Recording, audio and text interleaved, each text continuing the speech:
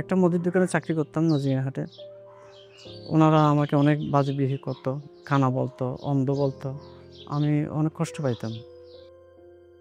আমি রাতের বেলায় তখন আলোতেই মানে লাইটের আলোতে তখন আমি দেখতাম না। ময়দার প্যাকেটের স্প্রে ডেট দেখতাম না, প্রাইস দেখতাম না। আমি দোকানদারে বলতে আরো আমাকে ওই কাস্টমার যারা আসতো ওনারাই বলতেন আমাকে।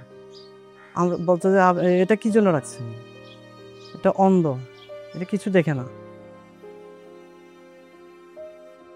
কাজ পাই নাই, কাজ থেকে আমাকে বিদায় করে দিত, কাজ থেকে তাড়িয়ে দিত।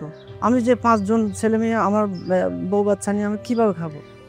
কিভাবে চলবো? আমি তো পারতেছি না কাজ করতে, পারতেছি না চুরি করতে, পারতেছি না কিছু করতে পারতেছি না। কারণ আমি তো হতাশায় ভুগতেছি।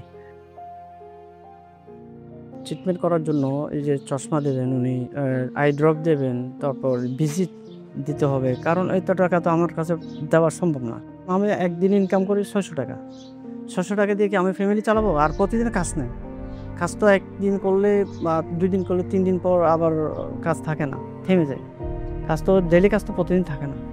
তো কাজেই আমি আর ট্রিটমেন্ট করতে পারিনি।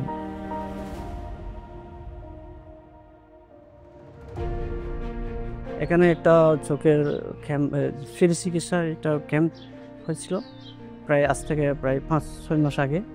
ওনারা ওনাদের পক্ষ থেকে আমাকে চিকিৎসা করার পরে ফ্রি চিকিৎসা করার পরে আমাকে একটা চশমা দিয়েছেন, একটা ড্রপ দিয়েছেন, একটা খাওয়ার জন্য ট্যাবলেট দিয়েছেন।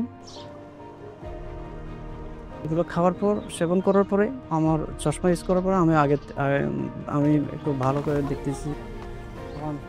এখন আমার তারপর এখন আগের থেকে বেটার আছে, ভালো আছি।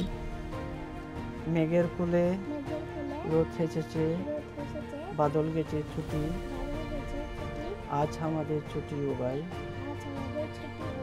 আজ আমাদের ছুটি।